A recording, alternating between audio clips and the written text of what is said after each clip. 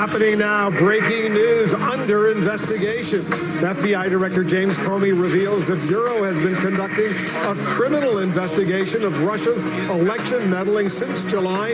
And now, for the first time, he says that includes alleged links and coordination between Moscow and Trump associates.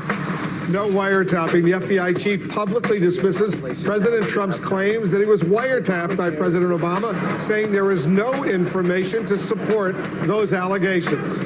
On defense, the White House is not apologizing, saying nothing has changed, while the president's tweets suggest a new conspiracy theory, even as the FBI director is testifying.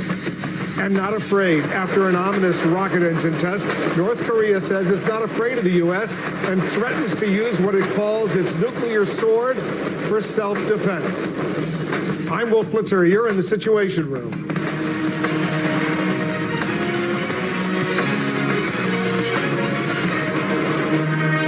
This is CNN Breaking News.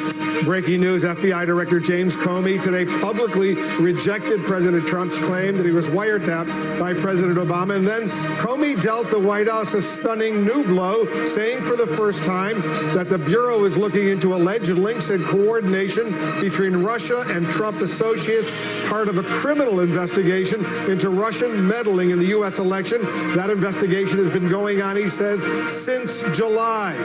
National Security Agency Director Mike Rogers joined Comey in telling the House Intelligence Committee there's no information to support the wiretapping claims, and Rogers flatly denied that his agency asked its British counterpart to carry out a wiretap. That follows a claim publicly repeated by the White House, which infuriated the British government.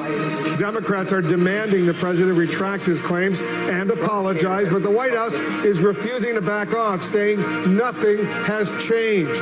Republicans are choosing to focus on national security leaks, saying the naming of former National Security Advisor Michael Flynn violated laws that masked the identity of U.S. citizens caught up in surveillance of foreign nationals. And President Trump is teasing a new conspiracy theory right now, sent out over his White House Twitter account during Comey's testimony. I'll talk to Democratic Senator Chris Murphy and Republican Congressman Peter King.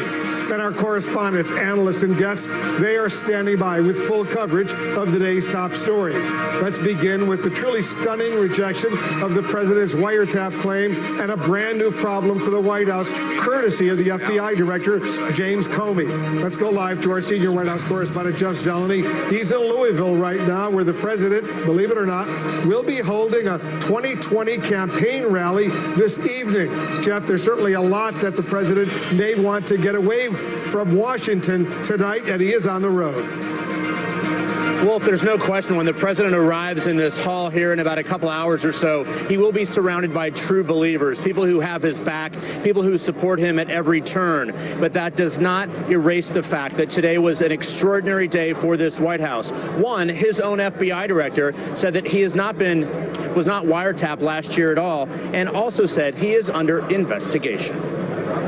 FBI Director James Comey delivering an extraordinary rebuke of President Trump's wiretapping accusation. With respect to the president's tweets about alleged wiretapping directed at him by the prior administration, I have no information that supports those tweets. Testifying before the House Intelligence Committee, the FBI chief said he's found no evidence to support the president's astonishing allegation. He was spied on at Trump Tower by President Obama. We have looked carefully inside the FBI. The Department of Justice has asked me to share with you that the answer is the same for the Department of Justice and all its components. The department has no information that supports those tweets. Those tweets, now infamous, have been rejected in every corner of Washington, except at the White House. For 16 days, the president has gone to great lengths to defend this tweet. Terrible. Just found out that Obama had my wires tapped in Trump Tower just before the victory. Nothing found. This is McCarthyism. But those words debunked in rare public fashion today by his FBI director. So President Obama could not unilaterally order a wiretap of anyone?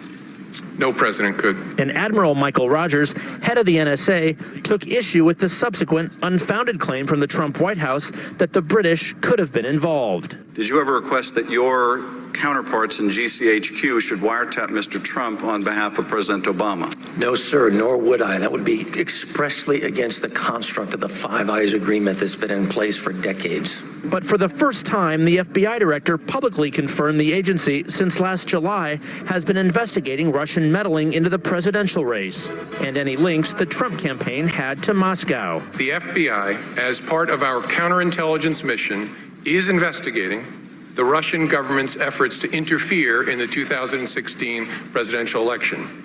And that includes investigating the nature of any links between individuals associated with the Trump campaign and the Russian government. While the hearing was underway, the president fired off this tweet. The NSA and FBI tell Congress that Russia did not influence electoral process. But that statement took Comey's words out of context, he later explained. It certainly wasn't our intention to say that today. The FBI director spoke about Russia's actions in blunt terms, saying their goal was to influence the election and help Donald Trump. They engaged in a multifaceted campaign of active measures to undermine our democracy and hurt one of the candidates and hope to help one of the other candidates. At the White House, Press Secretary Sean Spicer argued today the hearings revealed nothing new. He was pressed on how he drew that conclusion, considering Comey and Rogers said they were still investigating any links between Russia and the Trump campaign. Investigating it and having proof of it are two different things. There's a point at which you continue to search for something that everybody who's been briefed hasn't seen or found.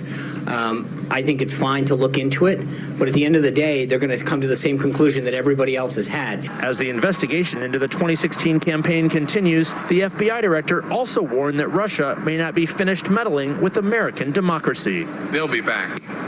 They'll be back in 2020. They may be back in 2018. And one of the lessons they may draw from this is that they were successful because they introduced chaos and division and discord and sowed doubt about the nature of this amazing country of ours and our democratic process. It's possible they're misreading that as it worked. And so we'll come back and hit them again in 2020.